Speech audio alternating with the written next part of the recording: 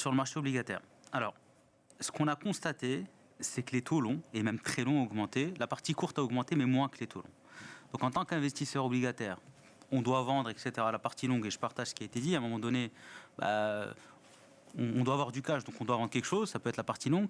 Mais un investisseur, aujourd'hui, qui veut se réfugier et placer son cash, il a beaucoup plus intérêt à aller sur la partie courte que longue.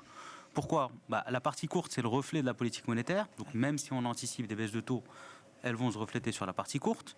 La partie courte est beaucoup moins sensible que la partie longue. Avant d'entamer le capital, quand on a un rendement de 4%, il faut quand même des hausses de 300 points de base ou que sais-je, qui sont assez violentes sur un an. Ouais. Donc, c'est vraiment le safe haven, il est vraiment sur la partie courte. J'entends. Maintenant, vraiment, moi, et je milite pour ça depuis plusieurs trimestres, et vous le savez, la pontification des courbes, c'est une tendance structurelle vu les besoins de financement colossaux dans le monde entier. D'accord. Donc on revient vraiment sur cette thèse et le marché.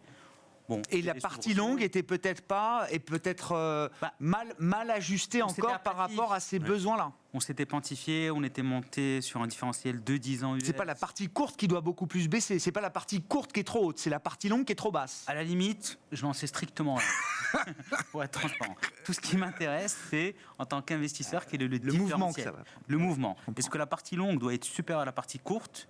La réponse pour moi est oui. Ouais. Pourquoi ? Parce que le besoin de financement à moyen long terme, il est significatif. Voilà.